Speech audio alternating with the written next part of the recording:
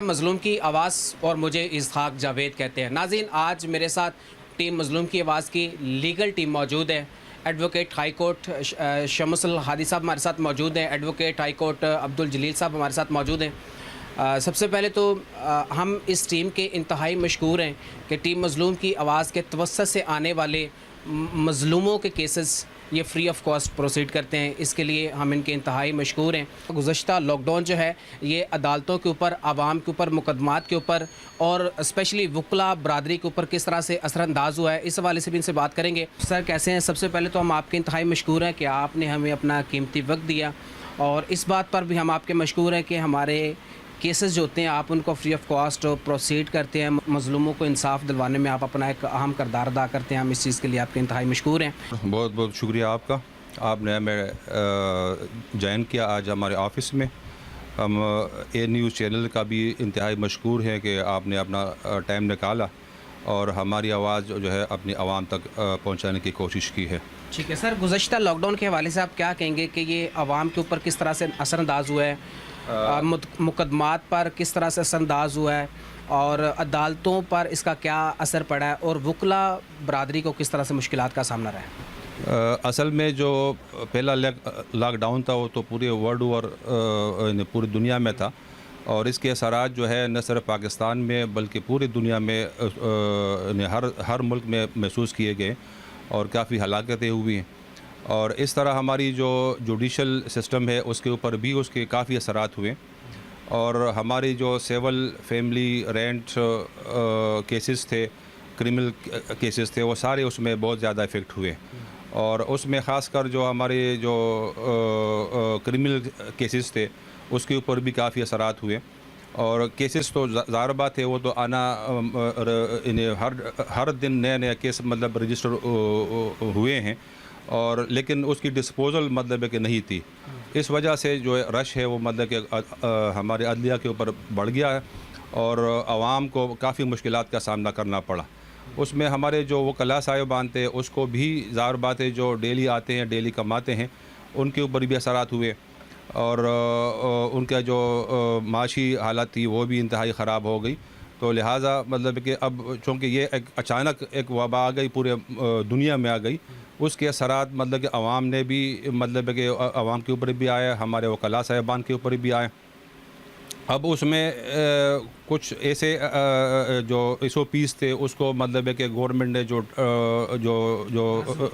لازم قرار دیے تھے ان کے بھی اثرات مطلب کہ لوگوں نے کیونکہ اویئرنیس نہیں تھی اتنی، تو اس وجہ سے مطلب ہے کہ کافی الحمدللہ ہمارے ملک میں تو اتنا نقصان نہیں ہوا، لیکن جو دوسرے ممالک تھے اس میں اس کا میڈیا کے ذریعے ہمیں جو خبریں ملی تو کافی مطلب ہے کہ برے نتائج سامنے آئے تھے۔ تو اس لیے مطلب ہے کہ اب آہستہ آہستہ الحمدللہ اللہ کا لاکھ لاکھ احسان ہے کہ کافی حد تک جو ہے اس میں بہتری آئی ہوئی ہے، عوام میں شعور بھی آ گیا، میڈیا نے بھی اپنا کردار ادا کیا، اور اس میں SOPs کی مطلب ہے کہ کافی انفارمیشن شیئر ہوئی، اسپتالوں نے بھی بہت اچھا کام کیا، کیجولیٹیز بہت کم ہوئی ہے۔ تو لہٰذا اب یہ ہے کہ عوام جو بھی گورنمنٹ پالیسی اناؤنس کرے اس کے اوپر منوان مطلب ہے کہ اپنا کردار ادا کرے، میڈیا بھی اپنا کردار ادا کرے۔ عوام کو سر کس طرح سے مشکلات کا سامنا رہا ہے دوران لاک ڈاؤن؟ عدالتوں میں کیا مشکلات؟ عدالتوں میں یہ تھا کہ چونکہ کام سسپینڈ تھا، خاص کر civil matters, family matter, rent matter جو ہے وہ جیلوں سے کسٹڈی نہیں آ رہی تھی، تو جو ان کو ضمانتی بھی نہیں مل رہی تھی۔ ہائی کورٹ میں بھی یہی سسٹم تھا، تو کافی مطلب کہ مشکلات تھی، عوام کو بھی جو کرمنل کیسز تھے اس میں پروسیڈنگ میں وٹنس نہیں آ رہے تھے۔ تو اب تو کافی مطلب کہ فرق پڑ گیا، لیکن اس کا لوڈ تو ابھی تک مطلب ہے کہ وکلاء صاحبان اور کورٹوں کے اوپر مطلب کہ چل رہا ہے، ابھی تک اس کے لوڈ آ رہے ہیں سر۔ ٹھیک ہے، یہ تھے شمس الہادی ایڈوکیٹ ہائی کورٹ ہمارے ساتھ موجود تھے جو لاک ڈاؤن کے حوالے سے گفتگو کر رہے تھے۔ ہمارے ساتھ ایڈوکیٹ عبدالجلیل صاحب بھی موجود ہے۔ سر بہت شکریہ ہمیں ٹائم دینے کے لیے، آپ ہماری لیگل ٹیم کا ایک اہم ترین رکن ہے۔ کیا کہیں گے، پولیس کسی دوسرے کے حدود سے عوام کو اٹھاتی ہے، غریب محنت کش لوگوں کو اٹھاتی ہے، اپنے تھانے میں لے جا کر پیسے کی ڈیمانڈ کی جاتی ہے، پیسے نہ ملنے پر ان پر منشیات کے جھوٹے مقدمات درج کیے جاتے ہیں، آپ اس حوالے سے کیا کہیں؟ بالکل، یہ تو شکریہ آپ کا سب سے پہلے کہ آپ نے جو ہے مجھے موقع دیا بات کرنے کا، عوام تک بات پہنچانے کے لیے، اس کے لیے میں شکر گزار ہوں آپ کا۔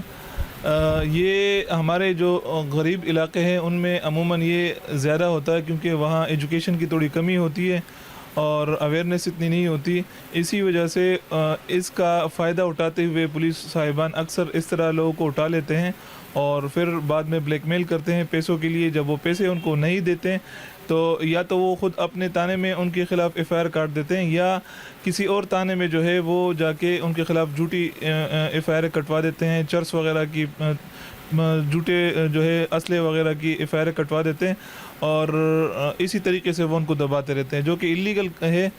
اویئرنیس کی کمی، اگر اویئرنیس ہوتا تو وہ تانے کے خلاف جو ہے اوپر ہائی فورم پہ جاتے اور ہائی کورٹ کو اپروچ کرتے یا ڈسٹرکٹ کورٹ کو اپروچ کرتے، لیکن اویئرنیس نہ ہونے کی وجہ سے پولیس والے بھی اس چیز کا فائدہ اٹھا رہے ہیں، اس کا بڑا نقصان ہے غریبوں آپ کے کو۔ پاس کسی ایسے کیس کی مثال ہے یا آپ نے کسی ایسے کیس کو ڈیل کیا پروسیڈ کیا ہو جس میں ایسے مقدمات ہوئے ہوں؟ جی بالکل، ابھی ریسنٹلی ایک کیس آیا ہے جس میں ہم نے ریڈ مارا تھا اسٹیل ٹاؤن تھانے کے اوپر 22 تاریخ کو۔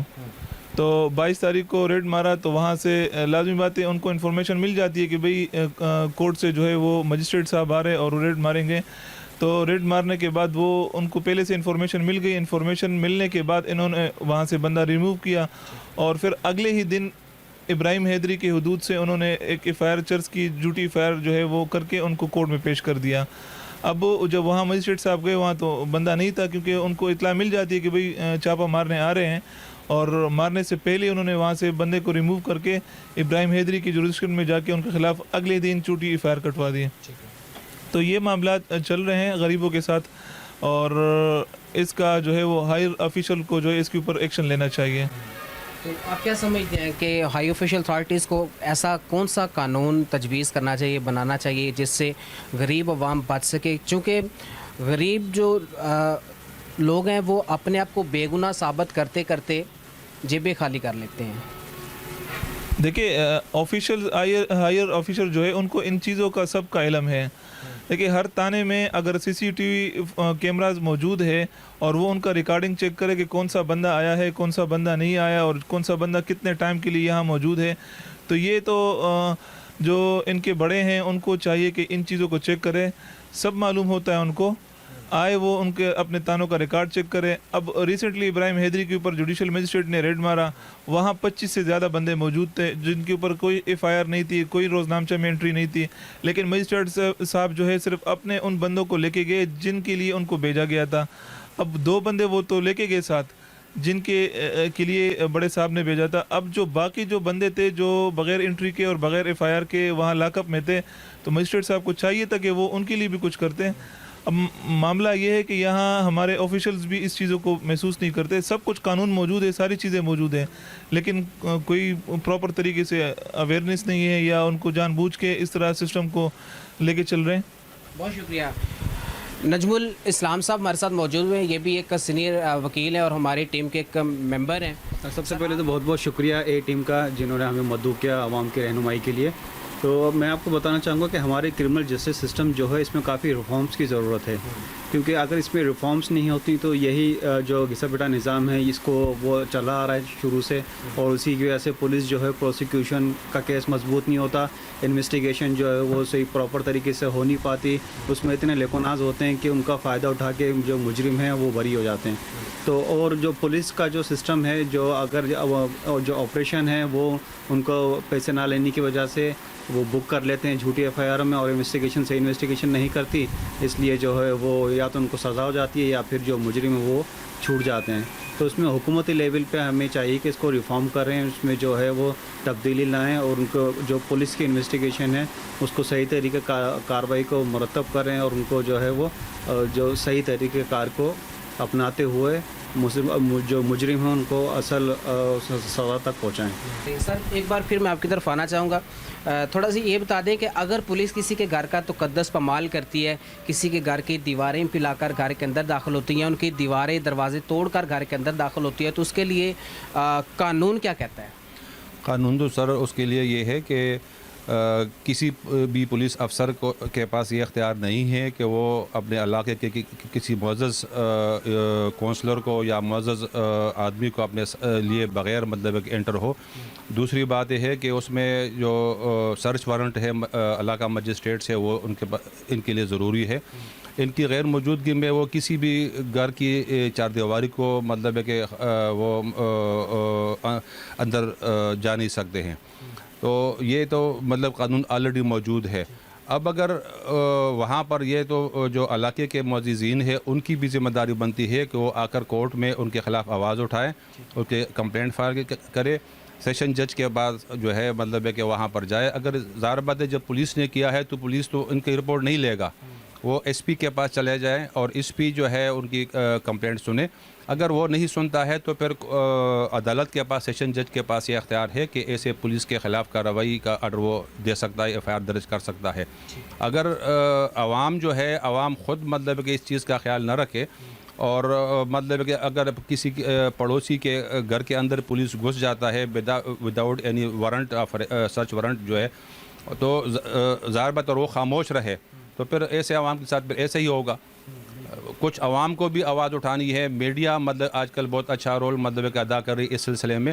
تو لہٰذا اب یہ ہر بندے کا, ہر شہری کا ذمہ داری بنتی ہے کہ وہ میڈیا کے بھی ذمہ داری بنتی ہے, عوام کا بھی ذمہ داری بنتی ہے کہ وہ کورٹ کے پاس آ جائیں اور کورٹ سے اپنا جو حق ہے وہ مطلب کہ دادرسی کے لیے اپروچ کریں. نشاط صاحب بھی ہمارے ساتھ موجود ہیں, ان سے بھی بات کریں گے. سر بہت شکریہ ہمیں ٹائم دینے کے لیے. یہ بتا دیں کہ گزشتہ لاک ڈاؤن آپ پر کس طرح سے اثر انداز ہوا؟ سر پہلے تو آپ کو شکریہ کہ آپ نے ہماری آواز سنی. جو ہے نا لاک ڈاؤن میں تو کافی مشکلات ہوئی ہیں سر. جونیئر رہے سینئرس ایڈوکیٹس کو کافی اس میں جو ہے نا, اس میں گورنمنٹ کو چاہیے تھے کہ کوئی نہ کوئی پالیسی ایسی بناتے جو تاکہ وہ مینٹین کر سکیں جو ہے نا. تو گورنمنٹ کا فیلئر ہے کہ وہ کوئی ایسی پالیسی نہیں بنا سکی. کافی لوگ بے روزگار رہے اور اسی طرح ہمارے بھی جوڈیشل سسٹم میں بھی ظاہر سی بات ہے کہ سینئرز ہیں جونیئرز ہیں کافی انہیں مشکلات کا سامنا رہا ہے جو ہے نا.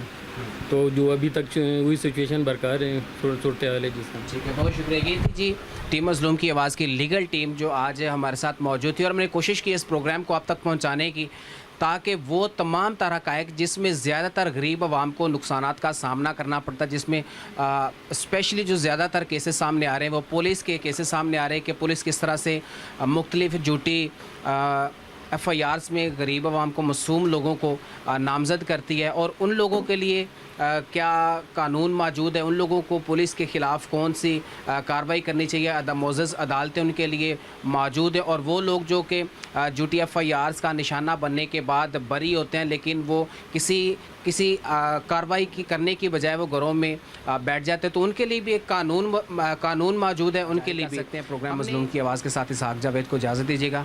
اللہ حافظ.